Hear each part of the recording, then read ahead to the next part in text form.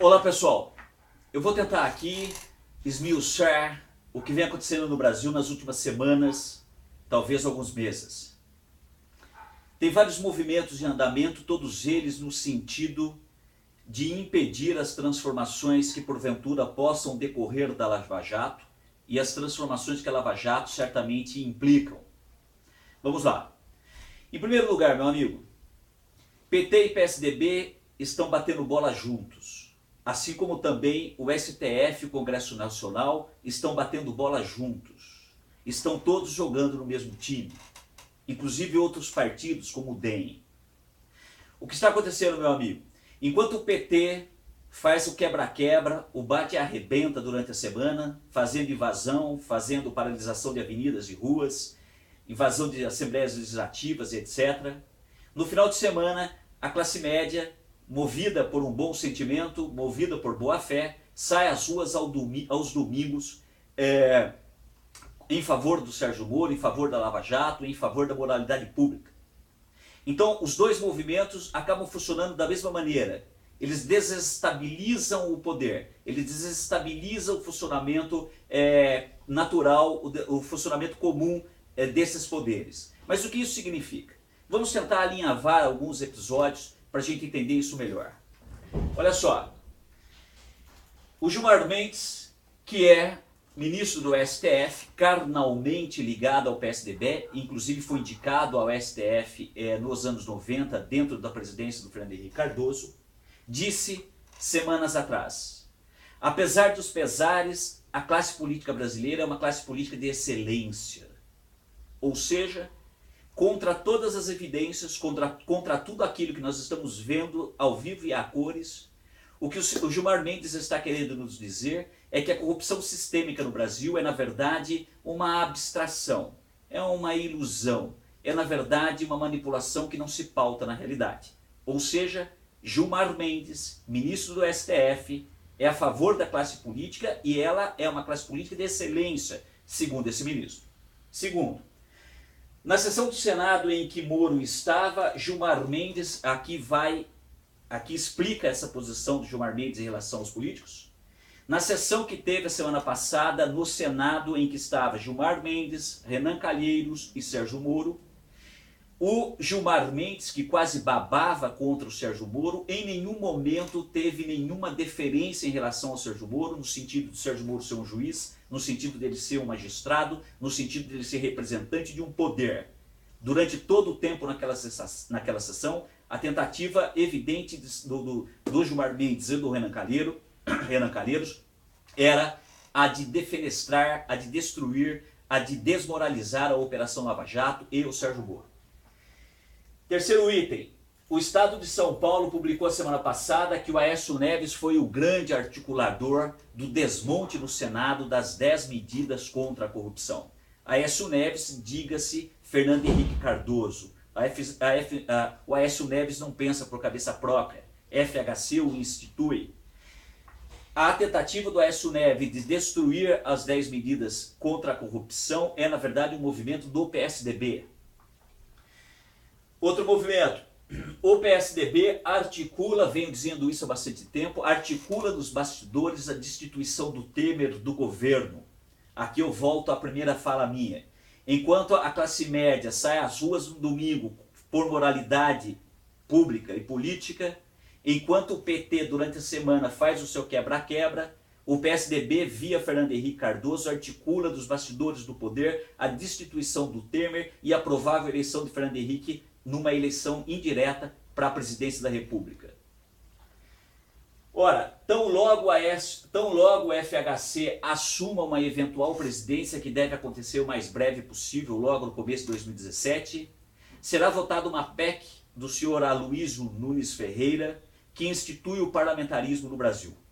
Essa PEC será acompanhada de um projeto do senador Ronaldo Caiado, que institui o voto em lista fechada, ou seja, não há mais candidaturas avulsas e abertas dentro dos partidos. Os partidos escolhem uma lista de candidatos mínimas, cada partido apresenta uma lista de candidatos mínima, e você não vota mais no candidato, você vota em lista. Você pode votar na lista A, ou na lista B, ou na lista C. Isso é o fortalecimento do caciquismo político no Brasil, que já não é fraco. Outra coisa que está acontecendo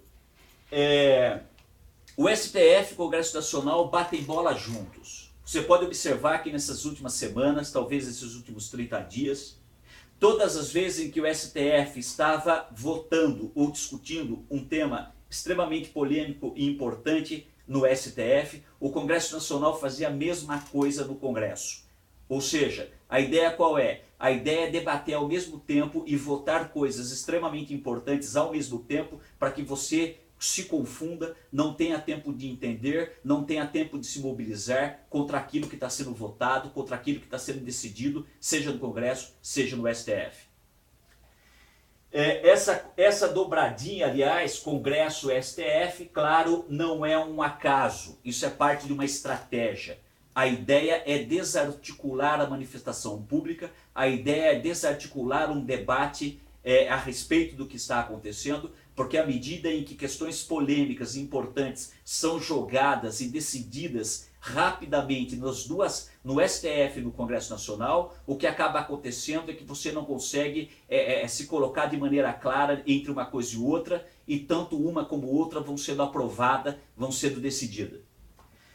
Outra coisa, chama atenção, tudo isso é parte de um mesmo grupo de coisas e aponta na mesma direção.